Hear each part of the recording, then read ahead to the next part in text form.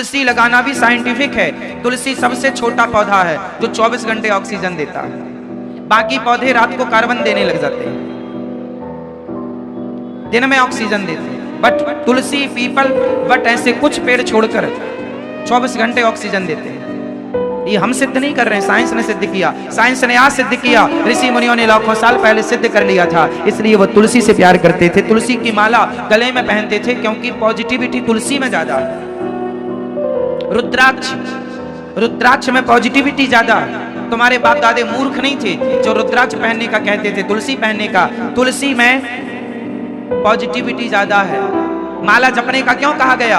आज एक्यूप्रेशर के बड़े बड़े डॉक्टर हैं, जब तुम माला जपते हो ना तो तुम्हारे इस उंगली से माला जपा जाता है, एक्यूप्रेशर होता है, दबाव बनता है, इससे आप स्वस्थ रहते हैं। मतलब माला जपने के पीछे भी साइंस था। माला तुम्हारे हाथ में रहेगा, यूं दबाते रहना, ये यहाँ पर क्या होगा, ये बार बार माला हाथ में लगाने से, ये देखो मैं माला लिए रहता हूँ, जपने के काम भी आता है। और ये देखो इसी माला से मेरा दूसरा उपयोग क्या होता है, ये देखो, ये पॉइंट, इसको हमने प्रेस किया, ये दबाया, ये पॉइंट को दबाया, ये पॉइंट को दबाया। सिर्फ भगवान को पाने के लिए माला नहीं है, शरीर को स्वस्थ रखने के लिए भी माला है। इस साइंस को बड़े बुजुर्ग हमारे जानते थे, लागू कर दिया नियम। तुम कुछ ना जान पाए, तुम केवल नकारते रह गए, तुम केवल आलोचना करते रह गए, तुम साइंस के बल पर केवल नकारते रह गए, जबकि साइंस तुम्हारा ही सबसे स्ट्रांग था। साइंटिफिक हो तुम, लेकिन तुम मानते कहां हो? 4 पुस्तकें पढ़ लोगे तो अपने आप को वैज्ञानिक घोषित कर दोगे। तुम्हारी अनपढ़ दादी, अनपढ़ माँ, अनपढ़ तुम्हारी जो नानी थी, वो अंतरिक्ष देख करके, चांद तारे देखकर बता देती थी कितने बज के कितने मिनट हो गए हैं। आज के 50 साल पहले समय कैसे देखा जाता था? तब तो घड़ियां नहीं थी भी तो तुम्हारे पास नहीं थी। सूर्य के प्रकाश को नापकर देखा जाता था कितने दिन में तो सूर्य का प्रकाश, रात्रि को चंद्रमाओं की स्थिति देखी जाती, चंद्रमा की और तारों की स्थिति, कौन सा तारा किस स्थान पर है, उस स्थान के अकॉर्डिंग कितने बज गए हैं, बिल्कुल करेक्ट, परफेक्ट। पुच्छल तारा, ध्रुव तारा, सप्तऋषि तारा, सप्तर्षि, ये तारे अपनी अपनी जगह पर किस समय कहां होते हैं, ये टाइमिंग शो करते हैं। मतलब अंतरिक्ष का ज्ञान तुम्हारी अनपढ़ दादी को था, बोलो हाँ या ना? तुम्हारी अनपढ़ नानी को था, तुमसे ज्यादा नॉलेज था, और तुम अपने आप को पढ़ा लिखा कहते हो।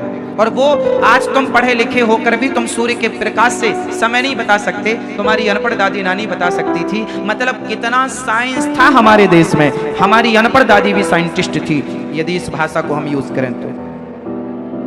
और आज के बच्चों को पता नहीं, जरा सी पढ़ाई वो अपने आप को कुछ भी समझने लग जाते हैं। वो देखते नहीं है कि तुम्हारे यहाँ सनातन धर्म में ऑलरेडी वो चीज लागू है,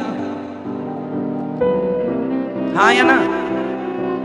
इसे साइंटिफिक समझने की कोशिश करो। हमारे यहाँ हर चीज, विदेशों में हाथ मिलाने की परंपरा है, हमारे यहाँ हाथ जोड़ने की परंपरा है, जय सिया राम, जय श्री सीताराम कहने की परंपरा है। हमारे यहाँ की परंपरा दुनिया को तब समझ में आई जब कोरोना आया, तब हाथ मिलाने से लोगों ने परहेज किया और हाथ जोड़ने से, है ना? तो तुम्हारी जो हमारी परंपराएं हैं हाथ जोड़ने वाली, वो दुनिया समझ रही है ना। हाथ मिलाने वाली परंपरा हमारी नहीं है। हमारे यहाँ किसी को छुआ नहीं जाता, हमारे यहाँ स्त्रियों से हाथ नहीं मिलाया जाता, हमारे यहाँ स्त्रियों को देवी मानकर प्रणाम किया जाता है। हाँ, हमारे यहाँ पहले से नारियों का इतना आदर रहा है कि किसी नारी को आप छू नहीं सकते, और हाथ मिलाने में छूना पड़ता था, और हमारे यहाँ छूने की इजाजत नहीं है। मतलब कितना साइंस था, और आज तुम लोग समझते नहीं हो साइंस को। चलो एक गहरी बात मैं आज आपको करता हूं, कभी तुमने विचार नहीं किया होगा, इस गहराई तक पहुंचे नहीं होंगे। जब स्त्रियां मासिक धर्म में होती हैं, अशुद्धि की अवस्था में होती हैं, पीरियड टाइम पर होती हैं, उस समय पर बड़े बुजुर्ग कहते थे तुम घर से बाहर ना निकलो। बताओ क्यों नहीं निकलने की इजाजत थी? इसका साइंटिफिक रीजन क्या था? बता सको तो बताओ। आरोप लगाते हैं कुछ लोग, अरे भारत में बड़े बुजुर्गों ने बड़ा अत्याचार किया महिलाओं पर, वो घर में ही घुसे रहने देते थे, बाहर निकलने की आजादी नहीं थी। इसके पीछे का रीजन जानते हैं? रीजन जानते हैं इसके पीछे का? नहीं, सुनो, पहले के जमाने में हर गांव के पास जंगल लगा होता था। पहले के जमाने में हर शहर हर गांव के पास क्या होता था? जंगल। और हर जंगल में भेड़िए होते थे। क्या होते थे? जोर से। आज भी गांव में भेड़िए होते हैं, जंगलों में आज भी बहुत सारे गांव जंगल के इर्द गिर्द हैं। पहले तो जंगल ही जंगल था ना। आज के 50-100 साल पहले, 200 साल पहले क्या था? आबादी कम थी, जंगल ज्यादा थे, तो भेड़िए हुआ करते थे। और भेड़िए का स्वभाव साइंटिफिक पढ़ना, भेड़िया कई किलोमीटर दूर का खून सूंघ लेता था। यदि उसे खून की कहीं बू आ गई, बदबू आ गई, तो वो सूंघ लेता था और झुंड के साथ अटैक करता था। तो तुम्हारे बाप दादों ने क्या नियम बनाया? पीरियड के टाइम, मासिक धर्म के टाइम तुम्हें घर से नहीं निकलना, क्योंकि तुम मंदिर भी जाओगी, मंदिर के बहाने घर से निकलोगी, तुम बाहर इस बहाने उस बहाने से घर में निकलोगी, तो हो सकता है कोई भेड़िया तुम पर अटैक कर ले, क्योंकि तुम्हारे शरीर से रक्त निकल रहा है, खून निकल रहा है, तो कहीं भेड़िया अटैक ना कर दे। उस जमाने के अकॉर्डिंग, उस जमाने के हिसाब से तुम्हारी सुरक्षा के लिए तुम्हारे बड़े बुजुर्गों ने ये नियम बनाया था, जिसे तुमने बाद में नाम दे दिया, बड़ों ने बड़ा अत्याचार किया। नहीं, अत्याचार नहीं था, तुम्हारी सुरक्षा थी। एक दूसरा भी कारण, भेड़िए एक्टिव थे, किलोमीटर दूर से वो गंध ले लेते थे, इसलिए तुम्हें घर में रखा जाता था। दूसरा रीजन था कि आज की तरह स्त्रियों को, आज जब किसी स्त्री को पीरियड का टाइम होता है, तो वो आज के युग में आजकल बहुत सुरक्षाएं हो चुकी हैं कि आप किस प्रकार से अपने शरीर को सेव रख पाते हैं। पहले के जमाने में ऐसा नहीं था। पहले की स्त्रियां कांच लगाया करती थी। जिस तरह से आप धोती पहनती हो ना, इस तरह से धोती पहले नहीं पहनी जाती थी। साड़ी जो पहनावा आज का है, ये पहनावा पहले नहीं थे। आज के 100 साल पहले स्त्रियां साड़ी को कांच लगाकर पहनती थी। हाँ या ना? आज भी महाराष्ट्र में कुछ माताएं, आज भी पुराने जमाने की माताएं आज भी कांच लगाती हैं। हाँ या ना? ये बात सही है या गलत है? बोलो हाँ या ना। सही है? सही है। जमाना एडवांस होता गया, पहनावा बदलता गया, वेशभूषा बदलती गई, खान पान रहन सहन तौर तरीके बदलते चले गए। उस जमाने में कांच लगाई जाती थी। अच्छा, कांच लगाने के पीछे भी एक रीजन था। अब वो रीजन बहुत गहरा है, आप समझ लेना। वो रीजन ये है कि जब स्त्रियां अशुद्धि के समय पर होती थी, रक्त गिरता था, तो गिरते हुए रक्त को रोकने की कोई व्यवस्था नहीं थी, इसलिए कांच लगाया जाता था। कांच के दौरान वहां पर उस कपड़े को रखकर कांच में कांच का सपोर्ट कपड़े को दिया जाता था और उस रक्त के संचार को रोका जाता था। समझ रहे हैं आप? अब सोचो कि कोई स्त्री मासिक धर्म में मंदिर की तरफ जाए आज के 100 साल पहले, और किसी कारणवश उसकी कांच खुल जाए, तो पूरा शरीर पूरा लहूलुहान हो जाएगा। समाज देखेंगे, लोग देखेंगे। इसलिए तुम्हारे बाप दादों ने कहा कि 4 दिन घर के अंदर रहो, सुरक्षित रहो। इन सारे नियमों को मद्देनजर रखकर तुम्हारी सुरक्षा, तुम्हारे ऊपर कुछ किसी भी प्रकार का अपवाद ना हो, कोई दुर्घटना ना हो, इसलिए कहा गया। इस कितना बड़ा साइंस था, तुम्हें घर में अंदर रखने का साइंस था, ये था या नहीं भाई? आज की तरफ व्यवस्थाएं नहीं थी। सोचो 100 साल पहले तो तुम्हारे बड़े बुजुर्गों ने उस जमाने की जो व्यवस्थाएं, सुरक्षाएं कर पाई बेचारों ने की।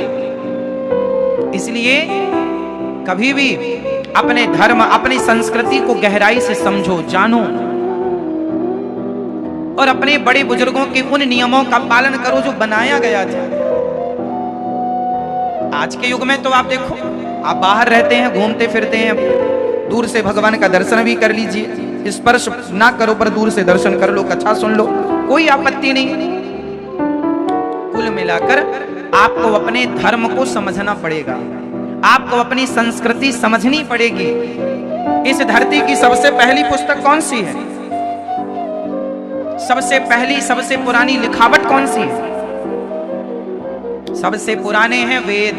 हम नहीं कह रहे हैं, साइंस मानता। सबसे पुरानी भाषा है संस्कृत। सबसे पुराना इतिहास किसका है? साइंस के पास, दुनिया के पास 2000 साल पुराना इतिहास है। सिर्फ 2000 साल मोहनजोदड़ो हड़प्पा संस्कृति के सिवा कुछ नहीं है। हमारे पास 5500 साल पहले भगवान श्री कृष्ण द्वारिका के राजा थे और द्वारिका जब गए तो पानी में डुबा कर गए। वो पानी में डूबी द्वारिका आज वैज्ञानिकों को मिल चुकी है। तो प्रूफ हो गया कि जो हम लोग कह रहे थे वो गलत नहीं था, हवा में लठ नहीं थे, जो लिखा था वो कहा गया। साइंटिफिक बोल रहा हूं मैं हर बात। साइंस समझते हैं तो मेरी बात समझ पाएंगे। वैज्ञानिकों को 5000 साल पुरानी द्वारिका पानी में मिली कि नहीं? न्यूज़पेपर, अखबार, टीवी न्यूज़ों में आप देख चुके हैं। 2, 2.5, 3 साल पुरानी ये घटना है कि जब आप डालना आ जाएगा सब। द्वारिका में पानी के अंदर द्वारिका डूबी है। जो द्वारिका ऊपर का अंश है वो भी द्वारिका है, पर एक हिस्सा भगवान ने पानी में डुबा दिया था। वो हिस्सा जिसमें स्वयं भगवान रहते थे। भाई द्वारिका छोटी सी तो नहीं थी, राजधानी थी, वहां लोग भी रहते रहे, भगवान की पत्नियां भी थी। तो भगवान ने अपना वो हिस्सा जिसमें भगवान थे वो डुबा दिया था पानी में, ताकि इस हिस्से का जमाने के लोग दुरुपयोग ना करें। पानी में डुबा दिया। वो डूबा हुआ हिस्सा आज वैज्ञानिकों को मिला। आज भी आप जाओ पानी के अंदर, गोताखोर आपको ले जाएंगे पूरा पहना करके, आप भी देख लो अपनी आंखों से। तो लिखा था ना, जब लिखा गया था, कब लिखा गया था? तभी लिखा गया था। और आज 5500 साल पहले मिल गई, तो जो लिखा था सही पाया गया। जब ये बात सही है तो सिद्ध कर लो कि हंडी का एक चावल पक गया तो सारे ही पक गए होंगे। जब एक बात सही है तो अन्य सारी बातें भी सही होंगी। एक ही चावल दबाया जाता है, 2-4 नहीं, सारे नहीं मसले जाते। हाँ, इसलिए अपनी संस्कृति पर गर्व करो, अपने धर्म को जानो, पहचानो। हम कौन हैं? हम सनातनी हैं। हमारे वेदों का क्या मतलब है, क्या कहना चाहते हैं? वैज्ञानिकों को आज पता चला कि पृथ्वी से सूर्य कितना दूर है। हमारे तुलसीदास जी ने पहले लिख लिया कि युग सहस्त्र योजन पर भानु, इतनी दूरी पृथ्वी से सूर्य की। पूरा साइंस। और क्या क्या, मैं आपको साइंस पढ़ाने नहीं बैठा, कथा सुनाने बैठा हूं, पर वेदों का पक्ष है। आज के युवाओं को यह बात जाननी जरूरी है, इसलिए मैं जनाता हूं, क्योंकि आज आपको इन बातों को भी जानना जरूरी है। जब जानेंगे तो आपके अंदर वेदों को, पुराणों को पढ़ने की जिज्ञासा होगी। पढ़ेंगे आप, समझेंगे आप, सीखेंगे और वेदों के, पुराणों के अकॉर्डिंग चलेंगे तो आपकी जिंदगी अच्छी होगी, बेहतर होगी।